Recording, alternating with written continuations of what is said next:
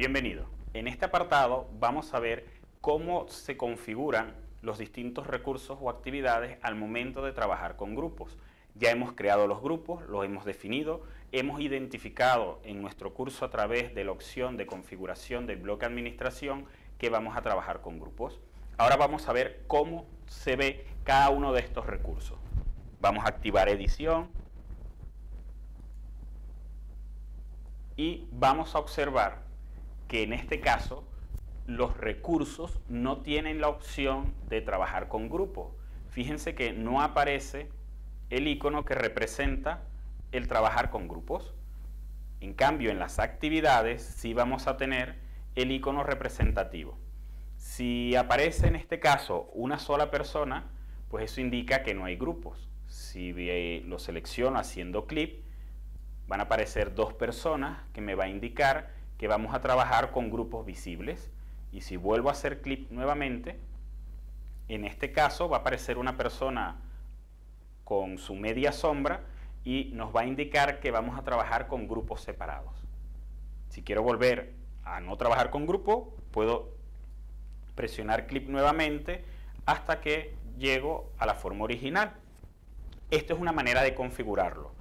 Otra manera de configurarlo es al momento en que estoy creando el recurso o editándolo, a través de la mano de actualizar, vamos a tener un bloque destinado a los ajustes comunes del módulo, donde podemos seleccionar el modo en que queremos trabajar con grupo. Recuerden, de cara al estudiante, la asignación de grupos separados o grupos visibles siempre va a estar en función de la respuesta generada por ellos. Y, como no, va a estar comprometida con el tipo de recurso en que estamos manejando.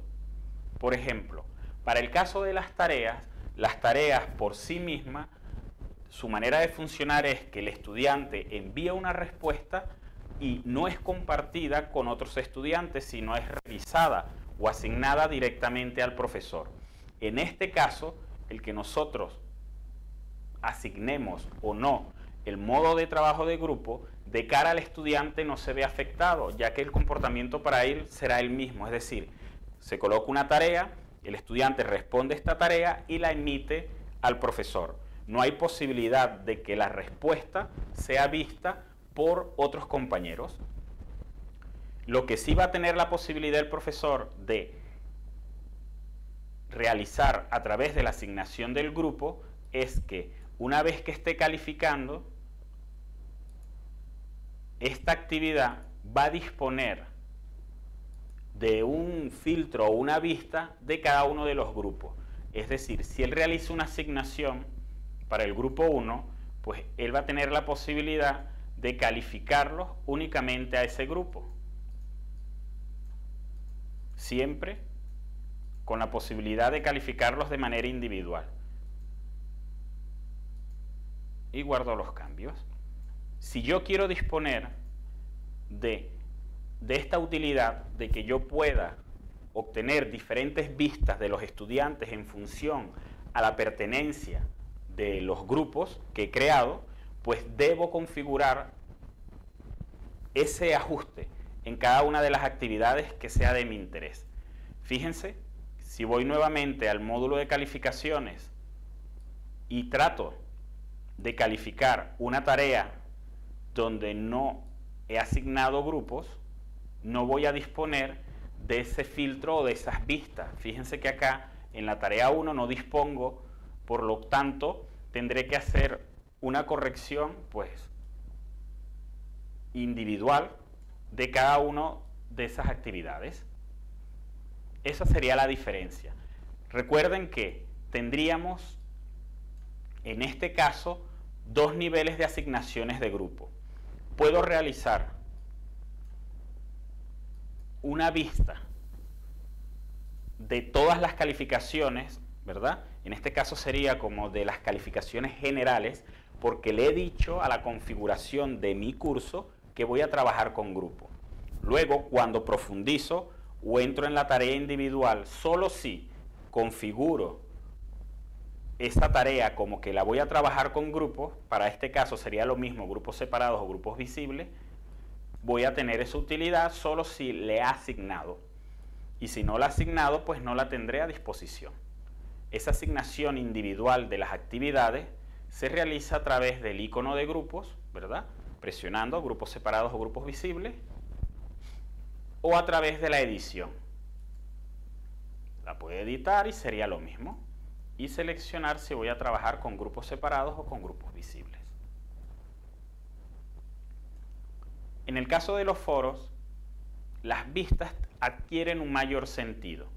Por ejemplo, fíjense que yo he configurado únicamente un foro. Esto quiere decir que todos los estudiantes van a tener una vista o van a tener a disposición este foro. Pero si yo quiero restringir la respuesta de los estudiantes, yo puedo configurar los grupos del foro. Así tendré las siguientes posibilidades. A través de los ajustes comunes del módulo.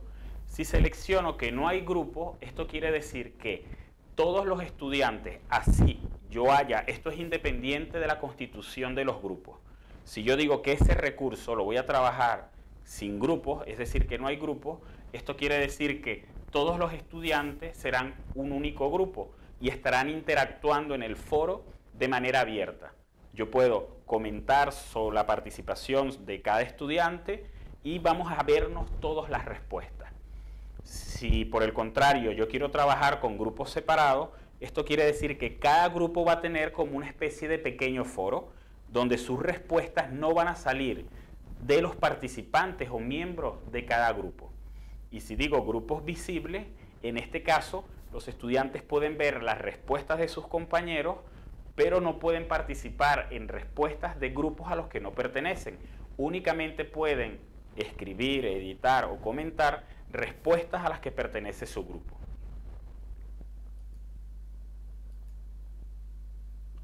Al momento que yo esté revisando la información generada en un foro, yo voy a tener la posibilidad de discriminar las diferentes aportaciones de cada uno de los grupos mediante el filtro que me va a indicar si voy a trabajar con grupos visibles o no. Es muy importante tener siempre en cuenta que el primer paso que debemos realizar es configurar o constituir los grupos. Una vez que lo hemos constituido, cada recurso tiene un uso particular de cada uno de los grupos.